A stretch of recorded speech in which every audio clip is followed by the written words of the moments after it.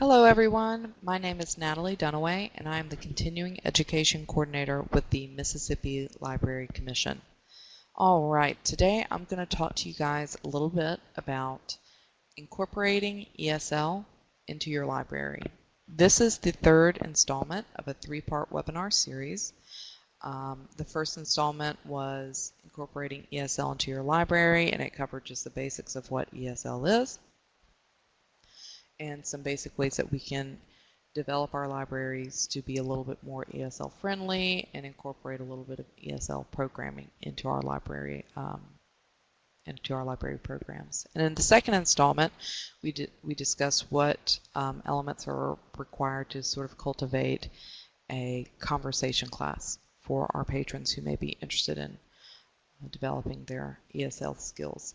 Okay, now in this last installment, we're going to talk about the sort of general elements of a traditional style class. So kind of what is a traditional style class, what goes into cultivating a traditional style class, and maybe some tips and tricks for you to consider and keep in mind if you're interested in taking on this challenge. All right, so let's get started.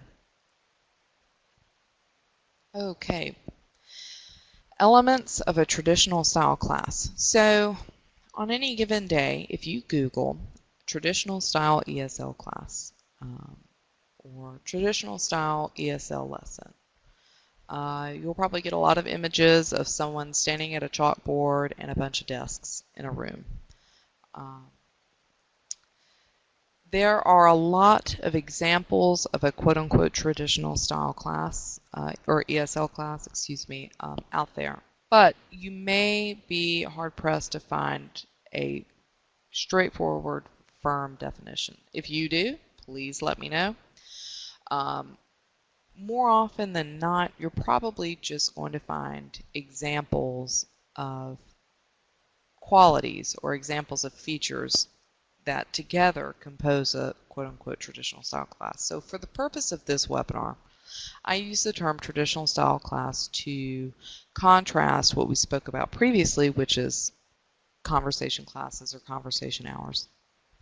So in a little bit more detail, a traditional style class is going to include some sort of teaching objective or curriculum. Don't let that word scare you. I'm not talking about some 4-year-long, intense, hyper-detailed learning plan, but some sort of planned-out learning objective for your patrons who attend this class. And it's going to be a class that's more teacher-led versus student-led. So remember, our conversation hours are more casual.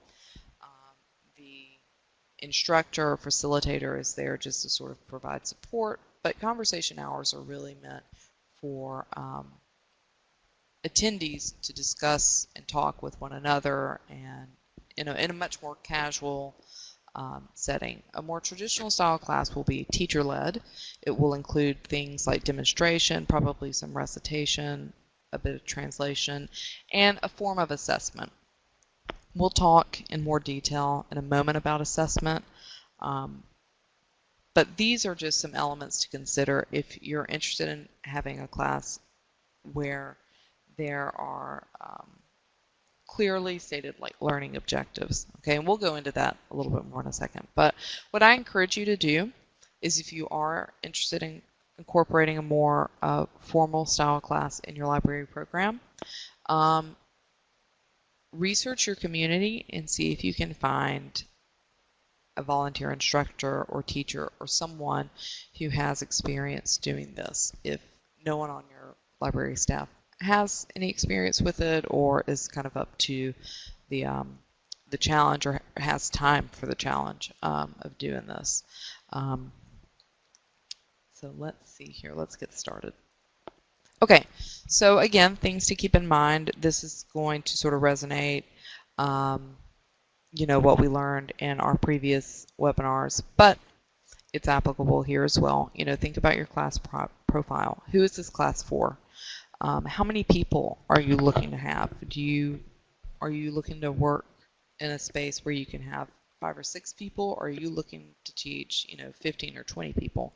In what age range are you looking to work with as well? because your class profile is going to affect how you plan your lessons. How often are you looking to have the class? And what is the purpose of the class? Do you have any particular topics or subjects that your community members specifically need? And what skills are you looking to develop? Remember, language fluency, language learning isn't just speaking and listening. It also is reading and writing. So keep in mind these factors as you look to prepare for your class. All right.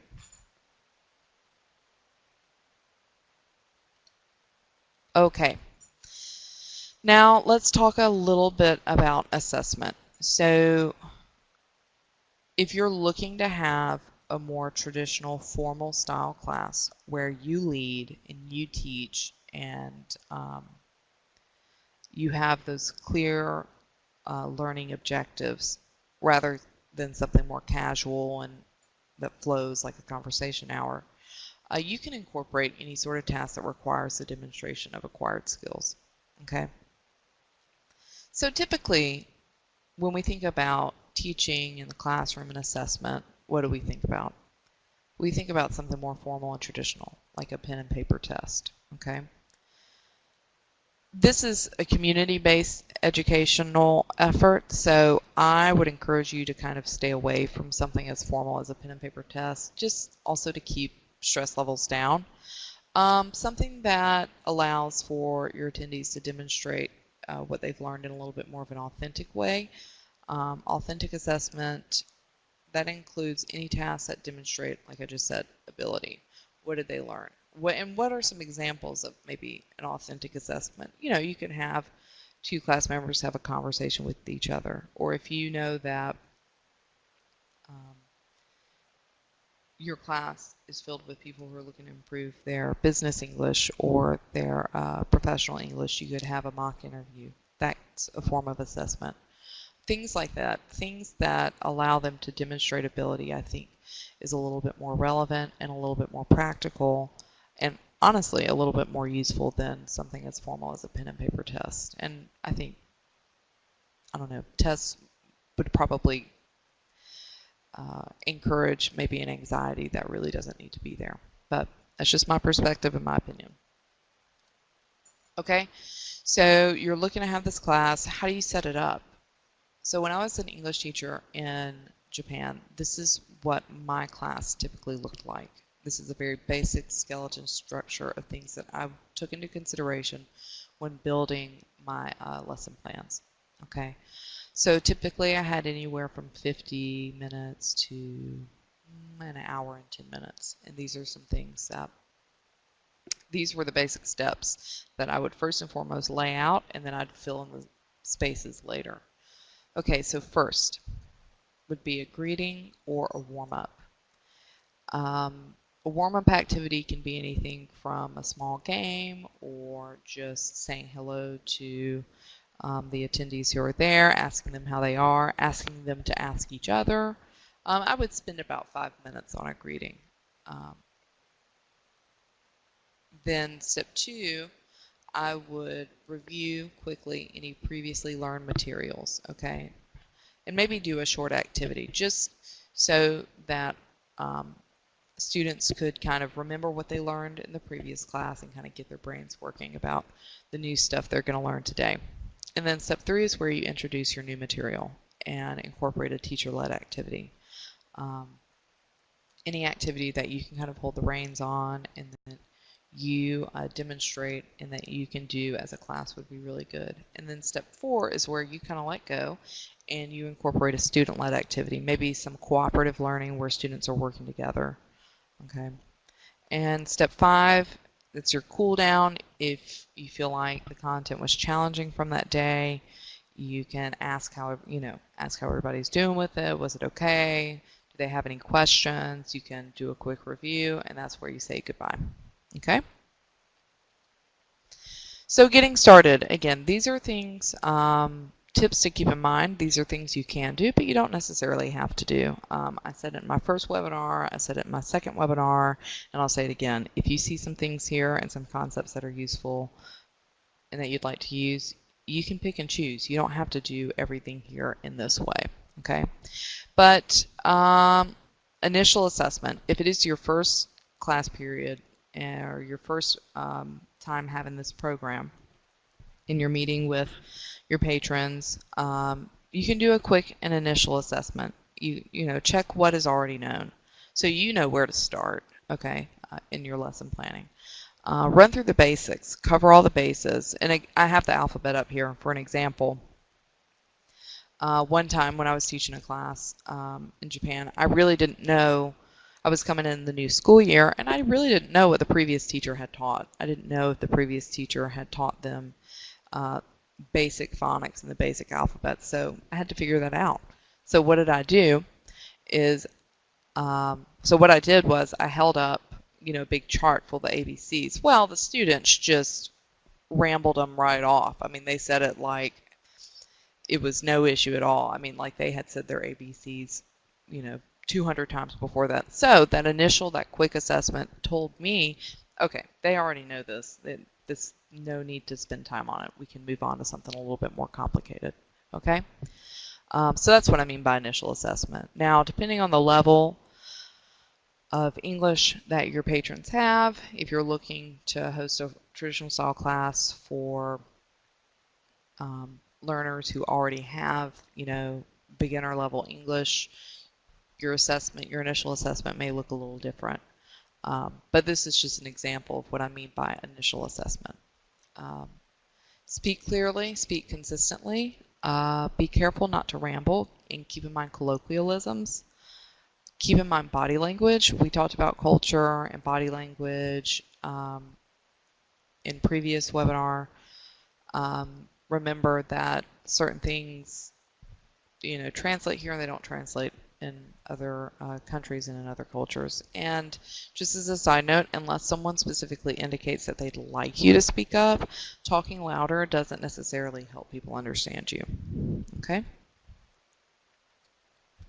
All right, getting started. Now we're going to go over each of these sections in just a little bit more detail, and I'll give you some examples of some things that I mean. Okay? Warming up. So just an exercise that gets people interacting, gets people thinking, okay, this is English time. This can be a good warm-up. It can be a small game or it can be a greeting, and I encourage you to keep your warm-up consistent with each class. Now what I mean by that is it doesn't necessarily have to be the exact same thing each class, but if you're going to have a warm-up in, you know, half of your classes, have them in all of it. It's just good to be consistent in that way.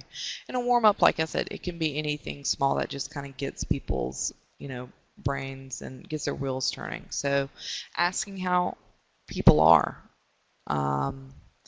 You can have your patrons ask each other, how are you, if they know that language, if they know how to say that and know how to respond. You can have them ask, how are you? How are you doing? How are you doing today? And you can have them report what each other said.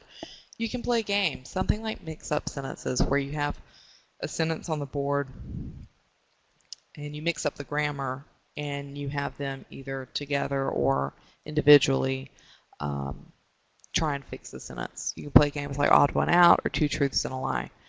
Now remember, with whatever warm-up you do, whatever activity you do, you have to keep in mind, do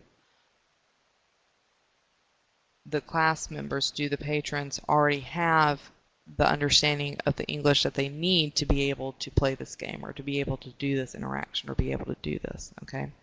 And also keep in mind that anything that you want to do, you can demonstrate it, all right? If something's not necessarily translating really well or people aren't catching on, you can demonstrate, okay? You can demonstrate the activity. And then after your warm-up, I would review and check in. If this isn't your first meeting time, you know, check for questions regarding the material from the previous class. Review the previous material, and you can spend as much time on this as you need to, okay? For your lesson, this will be a large portion of your class. This is where you'll introduce new material. It'll consist of a lot of demonstration, maybe some recitation, and it'll be teacher focused. Remember, the a big difference between a traditional style class and a conversation class is a traditional style class is going to be teacher-led. It's going to be teacher-focused. There's going to be more talk time for the teacher. You're going to be conveying more information and checking to be sure that this information is understood more than you would be doing in a conversation class. In a conversation class, students are going to lead and you're just going to kind of casually provide support. Okay, and in your lesson, when you introduce a new material, I encourage you to incorporate a teacher-led activity, okay? Something for the class to do that the teacher can really hold the reins on and can lead, all right? And then your activity and your cool down. I would spend maybe 10 or 15 minutes on a student-led activity. This is where students can work together in a cooperative environment, use some of those cooperative learning skills, and they can complete a task or do an activity or whatever it is. Also, I want to encourage you to incorporate previously learned material into any material that's learned previously. Build on that. Treat these lessons as building blocks. Be sure to incorporate what you talked about beforehand in your next lesson, so connections can be made and those language skills can really build on each other. Okay. And in the student-led activity, you're going to want to, I would advise you to take more of a passive role and facilitate and scaffold, but let students work together and try and self-correct, okay? And also, this will include your cool down. So after the activity's finished, you can be sure there are any questions, do a quick review if you need to, and then you can dismiss. Okay, so working with adults, just a few tips. You can have fun with adults. It doesn't have to be super serious all the time because adults get bored too. So don't be scared to have fun and, to incorporate things like games and fun challenges like that into your class. But I would advise you to be wary of being overtly silly. Be careful not to embarrass people. I know that seems really obvious, but keep in mind things like sarcasm. Stuff like sarcasm doesn't necessarily translate. Certain kinds of humor don't necessarily translate, okay? And keep in mind their motivations for learning. I've said this before, I said it in previous webinars, but it's really important. If you advise your class to be, or advertise, excuse me, if you advertise your class to be for business English, people will probably show up wanting to learn business level English. So you may not really want to spend a whole lot of time learning fruit or colors. Okay, now if you advertise your class to be for English 101, just the basics, learn basic conversational English, then you'll want to incorporate more basic and easier things and really get into those mechanics of learning the language. Don't also, just as a side note, don't be afraid to recommend picture books to adults. Picture books are a fantastic way to build basic vocabulary and sentence structure. If you're scared you're going to embarrass a patron by bringing them a picture book, you can bring them to class, kind of set them to the side, maybe kind of show them off, and let them come and get them. Okay, some examples of books that might be good for adults learning English, anything like Frog and Toad, maybe Aesop's Fables. The language in that can be a little complicated, but if you get something with pictures, it could be really good. The House on Mango Street, The Outsiders, Charlotte's Web, anything that has very simple sentence structure, you can encourage those if you know that your patrons who would be interested in reading them have the ability to, they have the foundation to do that. Working with teens and children, just a few notes here. Teens may be improving their language on a more general level. Keep in mind that they go to school, so maybe you can partner with their schools to sort of see what their needs are and take that into consideration when you do your classroom programming. Having a good number of engaging activities for teens and kids is good. TPR, total physical response, that's where you get up and you move and you engage and you're active as you learn the language. For young children, of course, games, music, sing-alongs, all of that works well. Anything kind of story time style content works well with young kids, kind of across the board. A few resources for ESL for children. Okay, so songs with numbers, colors, anything that's multisensory. For young ELLs, what would you use in your story time? Songs like Five Little Ducks, songs like Are You Hungry? All of that's really good to use. Books for early learners, Lion and the Mouse. I really like that one by Jerry Pinkney. It is actually a wordless book, and it is beautiful. So it's good for kind of connecting concepts. Goodnight Moon by Margaret Wise Brown. This is a classic, of course. It has simple sentences, there's repetition, and it's great for learning new words. The Very Hungry Caterpillar by Eric Carle is always a go-to. I saw so many fellow teachers in Japan use this to teach when they taught kindergarten and first and second grade. It's great for teaching numbers and food. Strigonona, this was one that I used when I taught kindergarten in Japan, by Tomie de Paola. It's really good. It's a little bit more advanced. There's complex sentences in it, so your audience probably, I mean, they may not really get the actual language and vocabulary out of it, but it's really pretty for illustration, and it's good for connecting concepts. It's a fun book. Also, these aren't just restricted to young children. I mean, I encourage, if you have any ELLs, any English, any adult learners in your library, in your class, or in your library community, these are great for them as well. I also encourage the incorporation of bilingual books. My Clothes, Mi Ropa by Rebecca and Burley is really good. It teaches basic clothing. Mouse Paint, Pintura de Rattan by Ellen Stolwash is also a really good book, and it teaches children about, it teaches them colors, but it also teaches them like color combinations. So what happens when you mix blue and yellow, or red and blue, and things like that. Okay. Okay, so a few online resources. So English Media Lab is a huge resource with tons of interactive and online quizzes and exercises. There is some British English pronunciation, but it has a lot of good stuff that you can download and print out. TEFL.net has a number of free board games, lesson plans, and templates. TeachingEnglish.org. This is part of BBC Learning English. I referred to this resource in my previous webinar, but this link will take you to resources for teaching kids, teens, and adults. It's really great. Again, keep in mind some of the English is British English, but it's just a fantastic resource, and it's just really, really handy and easy to navigate. Okay. And education.com is another really good site for basic resources. Your initial account is free.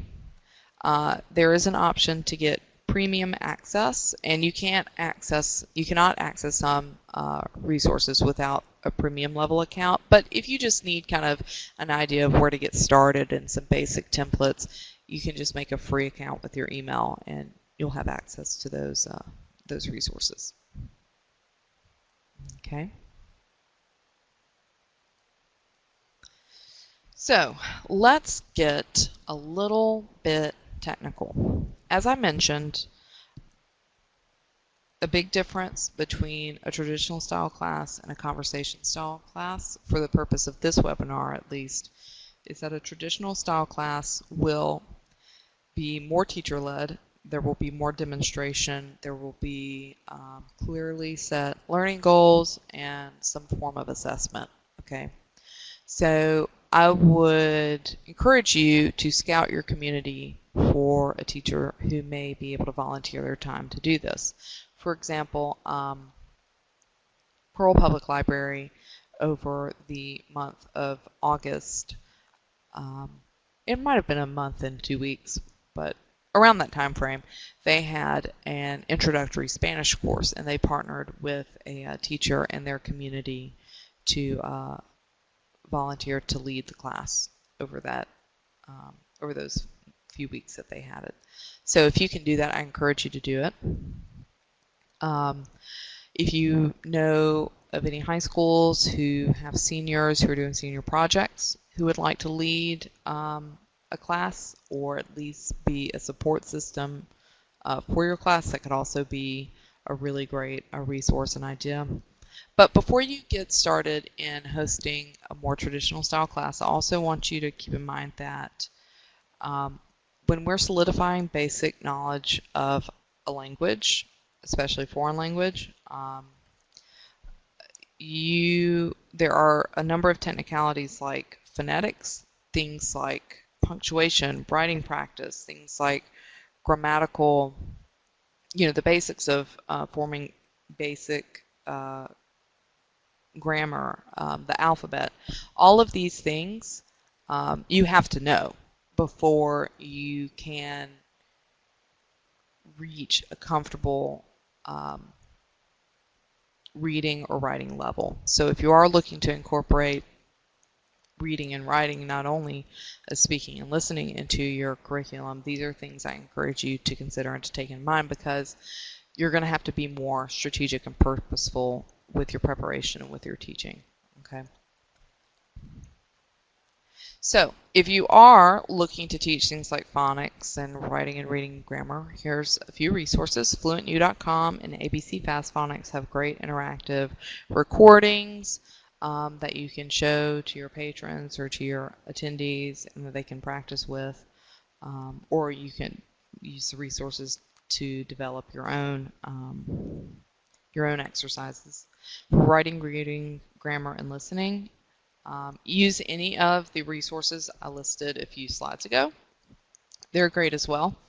But ESL Gold, this is a large resource with interactive videos and exercises for all language levels.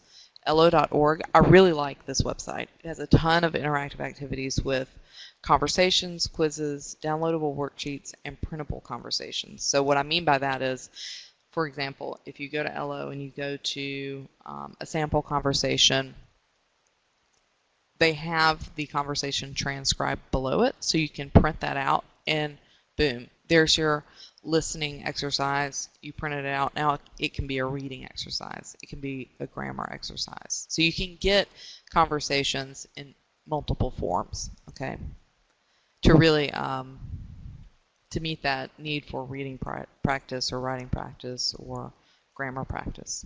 And thoughtco.com, this is a more advanced resource, but it provides examples and advice on developing professional writing skills. So if you know that you're having maybe an English class for patrons who are interested in developing their professional or business English, this would be a good resource for that, okay, for materials for that. All right, and again, my name is Natalie Dunaway. I'm the Continuing Education Coordinator with the Mississippi Library Commission. You will see my phone number and my email. If you guys have any questions about any of the content you saw here today, or you're interested in incorporating some ESL programming into your library and you want to talk about it, don't hesitate to give me a call or send me an email. And I hope you guys enjoyed my webinar. Have a great day.